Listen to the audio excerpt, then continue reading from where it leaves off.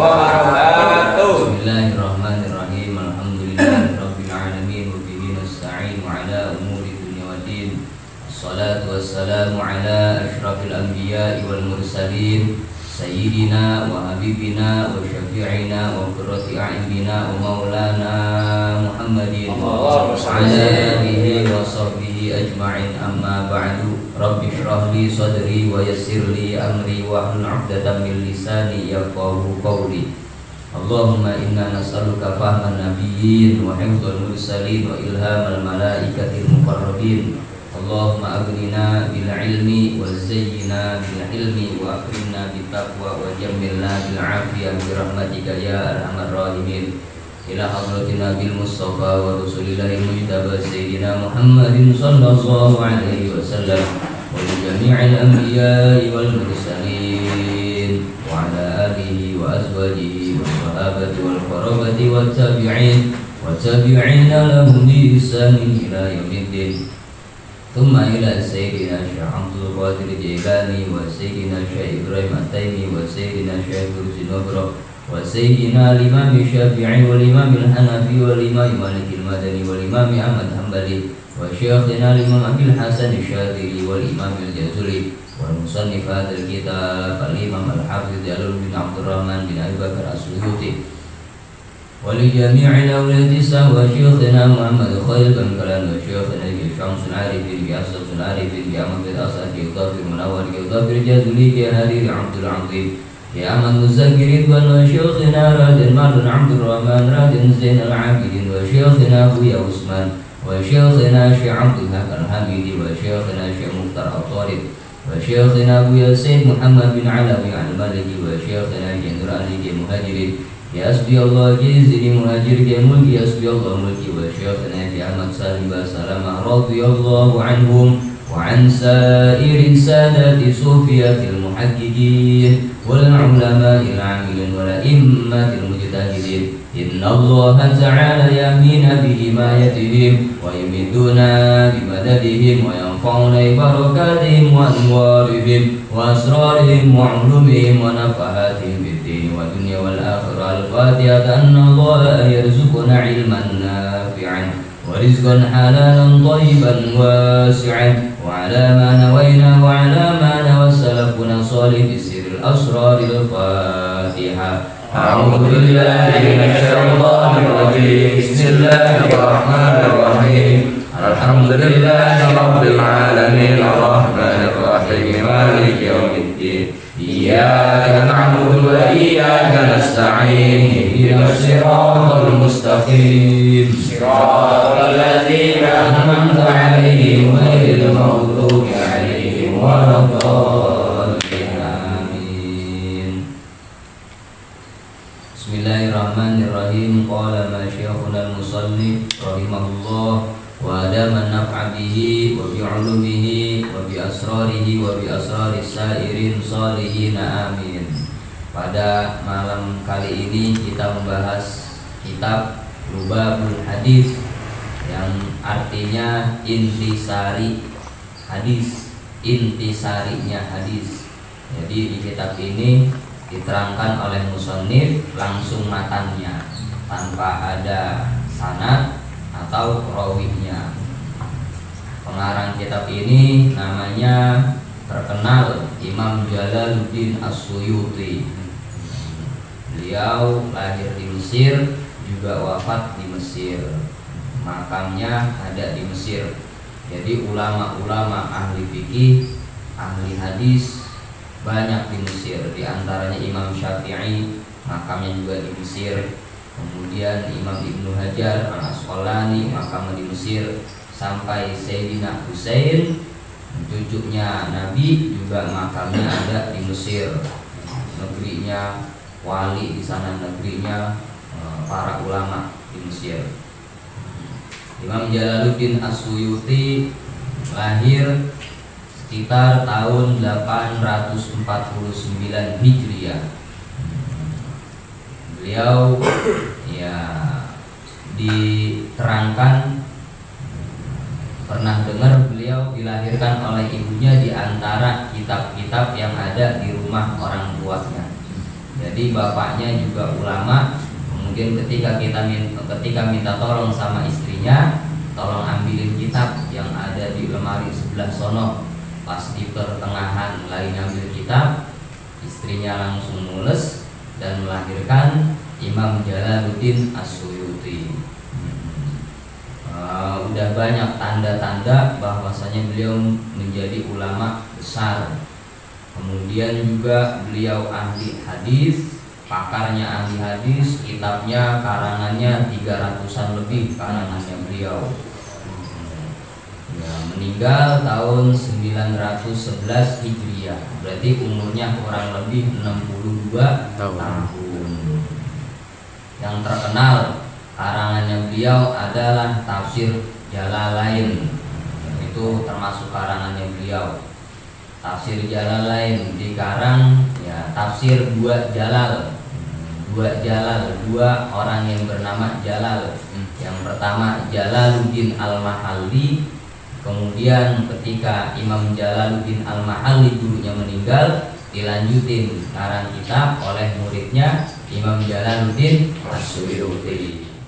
Imam Jalaluddin Al-Mahalli ketika mengarang kitab Tafsir Jalalain enggak dari Fatihah dulu, dari langsung surah Al-Kahfi sampai surah An-Nas, dari tengah-tengah, dari surah Al-Kahfi sampai surah An-Nas. Ketika selesai nafsirin surah Fatihah, meninggal Imam Jalaluddin Al-Mahalli, dilanjut sama muridnya. Beliau memang udah ada pesan, sama-sama wali, sama-sama ulama, udah tahu karangannya dilanjutin sama muridnya. Banyak karangannya beliau. Umur belum 8 tahun udah hafal Quran, udah hafal Alfiyah Ibnu Malik, ya kitab Nahwu yang paling tinggi 1002 bait. Kemudian hafal kitab Al-Minhaj, ilmu usul fikih Imam Al-Baydawi, hafal Minhaj Imam An-Nawawi atau yang dikenal dengan Minhaj Thalibin karangan Imam An-Nawawi. Umur belum 8 tahun ngapalinnya udah luar biasa. Ya, itu umur 8 tahun. Makanya karangannya beliau banyak sekali. Disyarahi namanya Tanqihul Qaul, Lubabul Hadis. Syarahnya namanya Tanqihul Qaul. Dikarang oleh Syekh Nawawi Al-Bantani, ulama Indonesia yang menjadi mufti, yang menjadi ulama di Masjidil Haram. Dia juga mengambil berkah kepada Imam Jalaluddin As-Suyuti. Banyak tentang karomah atau kemuliaan Imam As-Suyuti. Tapi kita lanjut aja biar langsung bisa kita mulai, karena mukaddimahnya juga agak panjang ini. Bismillahirrahmanirrahim. Qala masyayikhuna al-musannif rahimahullah wa adama naf'a bihi wa bi ulumihi wa bi asrarihi wa bi asraris sairin as-salihin, amin. Bismillahirrahmanirrahim. Dengan menyebut nama Allah yang Maha Pengasih lagi Maha Penyayang.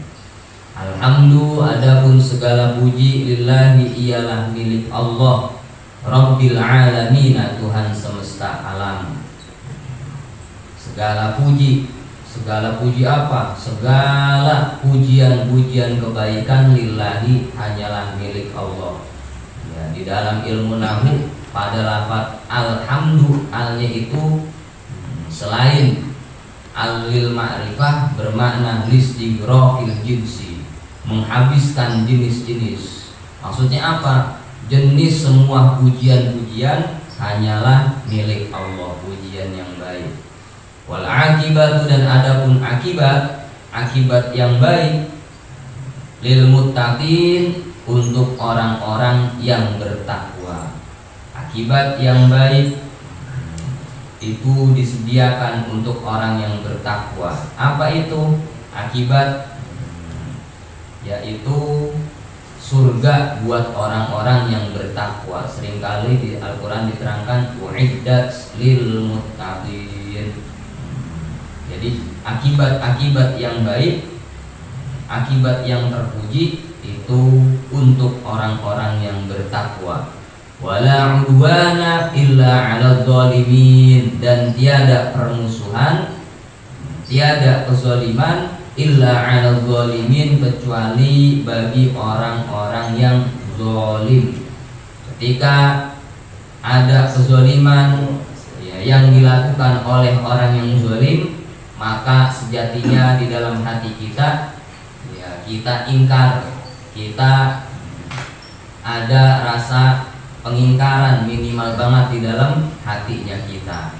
Makanya tiada permusuhan kecuali bagi orang-orang yang zalim. Orang-orang yang zalim berhak kita musuhin. Kenapa? Birtika bil ma'asi, sebab dia melakukan kemaksiatan. Wassalatu wassalamu ala khairi khalqihi, adapun sholawat dan salam tercurahkan atas sebaik-baiknya makhluknya Allah, Muhammadin, yaitu Nabi Muhammad. Wa ala alihi, dan sholawat dan salam tercurahkan kepada keluarganya Nabi, wa sahbihi, dan sahabat-sahabatnya Nabi, ajma'ina, semuanya. Ini muqaddimah ini seringkali dipakai oleh para penceramah atau para khotib. Kadang-kadang Kiai Zainuddin MZ pakai muqaddimah ini, alhamdulillahirabbil alamin wal aqibatu lil muttaqin wala udwana illa 'alal zalimin. Jadi berdasarkan di kitab ini. Kemudian sholawat dan salam tercurahkan kepada baginda Nabi Muhammad. Maksudnya apa? Di dalam kitab Kashifatus Saja, Sarah Safinatun Najah, tentang sholawat dan salam, yaitu sholawat itu adalah rahmat. Kita mendoakan Nabi. Maksudnya bagaimana itu? Kan Nabi memang makhluk yang paling mulia, bahkan bukan dikatakan sebaik-baiknya Nabi, bukan sebaik-baiknya utusan, dikatakan sebaik-baiknya makhluk. Makhluk manapun, beliau adalah makhluk yang paripurna. Baik kawan maupun lawan, pasti mengatakan beliau adalah orang yang paling baik. Dikatakan di dalam Kashifatus Saja tentang sholawatnya, doanya, agar senantiasa Nabi selalu mendapatkan rahmatnya Allah. Meskipun Nabi itu rahmat dari Allah, diterangkan la nihayata, tingkatan derajat di sisi Allah. Makhluk ketika mendapatkan kemuliaan di sisi Allah, mendapatkan rahmatnya Allah itu enggak ada batasnya. Jadi ketika kita bersolawat kepada Nabi yang bermakna rahmat, terus derajatnya Nabi selalu semakin tinggi, enggak ada batasannya. Kemudian Nabi juga diibaratkan seperti gelas yang penuh dengan air. Gelasnya itu Nabi, airnya itu adalah rahmat.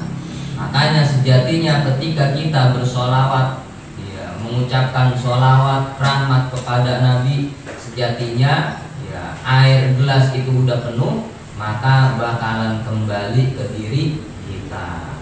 Makanya kan orang yang bersolawat bakalan dibalas 10 kebaikan. Nah, orang gelasnya udah luber, kan begitu. Ketika kita isi lagi sama air kan terus bakalan luber, tumpah kemana-mana. Nah, tumpahannya itu balik kembali ke kita. Orang yang bersolawat sejatinya juga dirinya mendapatkan rahmat dari Allah. Dan sahabat Nabi diterangkan ketika Nabi meninggal, sahabat Nabi berjumlah 124.000 sahabat Nabi. Banyak banget itu sahabat. Karena sahabat itu adalah manijtama'a mu'minan, orang yang berkumpul kepada Nabi mukminan dalam keadaan beriman. Kapan itu berkumpul sama Nabi? Ba'da nubuwatihi, setelah kenabiannya beliau. Jadi setelah beliau umur 40 tahun, orang yang pernah berkumpul sama Nabi, walaupun dia enggak melihat, tetap dikatakan sebagai sahabat. Misalnya ada sahabat yang matanya enggak bisa melihat, matanya buta, karena definisinya orang yang berkumpul dengan Nabi dalam keadaan beriman, tetap dikatakan sebagai sahabat.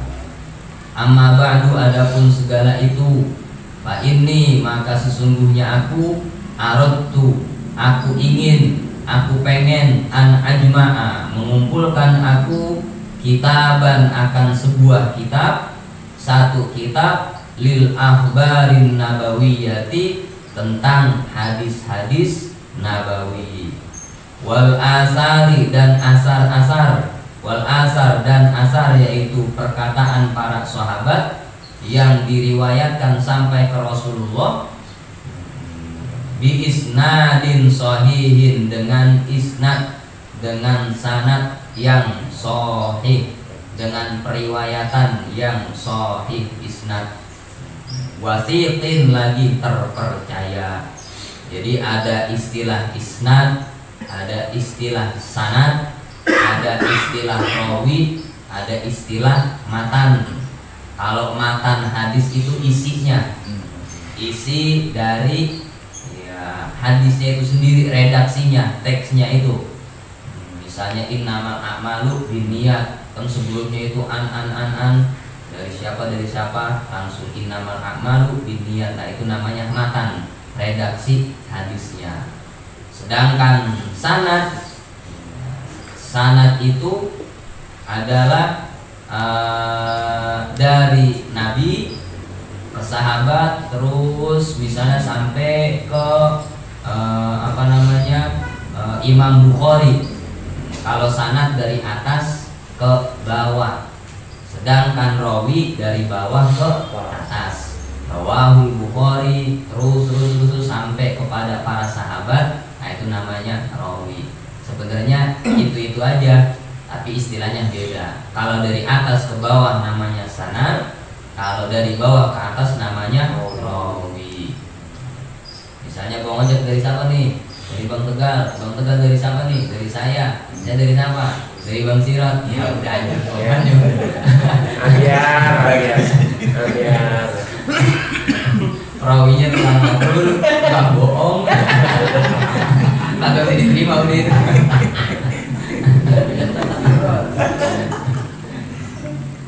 Sedangkan isnad, nah itu isnad itu periwayatannya. Periwayatan namanya isnad. Hikayatu thariqil matni, hikayat cerita jalannya matan, itu namanya isnad. Fahadzaftul asanida, aku membuang al asanida kepada sanad-sanad. Jadi sanadnya enggak disebutin dari siapa sama Imam Jalaluddin enggak disebutin. Biar apa? Biar ringkas. Namanya juga lubabul hadis, inti atau sari patinya hadis. Yang penting intinya aja dah. Ya, hadisnya sahih. Wa ja'altuhu arba'ina baban, dan aku menjadikan kepada kitab arba'ina baban, 40 bab. Ada 40 bab, 40 judul. Fi kulli babin asyratu ahaditsa, di setiap babnya itu ada 10 hadis. Ya, ada 40 bab, di setiap babnya ada 10 hadis. Jadi total hadisnya ada 10 kali 40, 100. Jadi ada 400 hadis. Ya, ada 40 bab, setiap babnya ada 10 hadis. Totalnya 400. Wasama itu, dan aku menamai kepada kitab ini lubabul hadisi, kepada lubabul hadis. Wa asta'inu, dan aku memohon billahil azim, kepada Allah yang maha agung, al qaumil kafirin, atas kaum-kaum orang-orang kafir. Aku mohon kepada Allah, mohon perlindungan atas perlakuan orang-orang kafir.